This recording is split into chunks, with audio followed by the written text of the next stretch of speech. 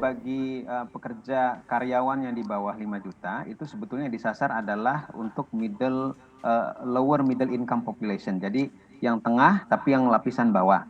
Karena kalau bansos itu kan yang lapisan bawah. Ya, jadi saya pikir dalam kondisi di mana tekanan pandemi itu sekarang sebetulnya tidak hanya dirasakan, walaupun yang paling besar tentu saja dirasakan oleh kalangan bawah, tapi sebetulnya rambatannya itu bisa sampai ke kalangan menengah, khususnya yang kalangan menengah lapisan yang paling bawah ya, dan ini yang disasar oleh saya rasa oleh stimulus subsidi gaji di bawah 5 juta ini. Nah, jadi secara konsep saya pikir ini oke, ya, hanya saja tinggal dari sisi implementasi ya, dari sisi efektivitas, dari sisi implementasinya, karena lagi-lagi saya rasa dari sisi menurut saya dari sisi data ya, pendataan untuk memastikan bahwa penerima daripada stimulus ini tepat, itu menjadi salah satu PR. Dan yang kedua, bukan hanya tepat siapa yang menerimanya, tapi untuk kemudian memastikan bahwa yang diberikan stimulus itu bisa dibelanjakan. Jadi artinya stimulus ini berdampak kepada konsumsi.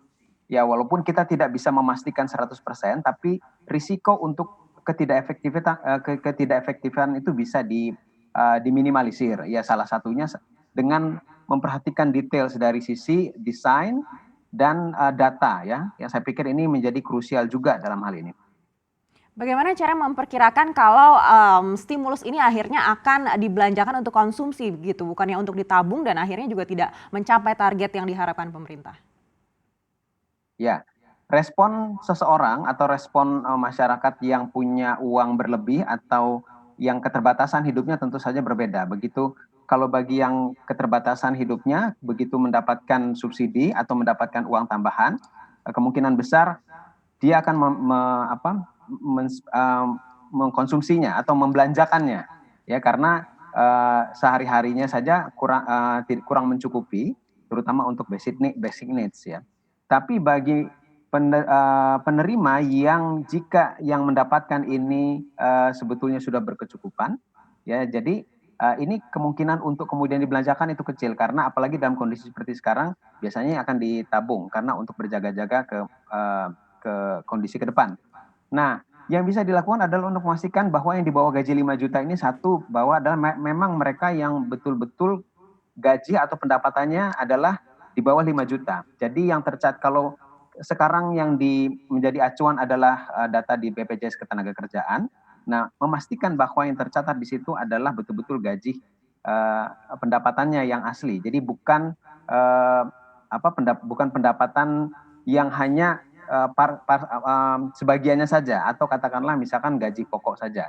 Nah, ini kan sering terjadi ya dalam pencatatan BPJS Ketenagakerjaan, yang ini sebetulnya juga ada kontribusi daripada pihak swasta atau institusi atau perusahaan yang mencatatkan, merekodkan di BPJS Ketenagakerjaan.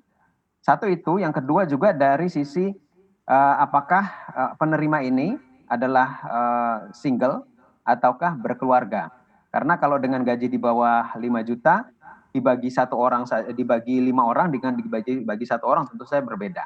Nah, jadi kalau yang punya pendapatan di bawah 5 juta tapi dia punya anak misalkan 3 atau 2, nah tentu saja kebutuhannya lebih banyak, sehingga gaji seperti itu mungkin sangat-sangat pas-pasan atau bahkan mungkin kurang kalau di DKI Jakarta misalnya.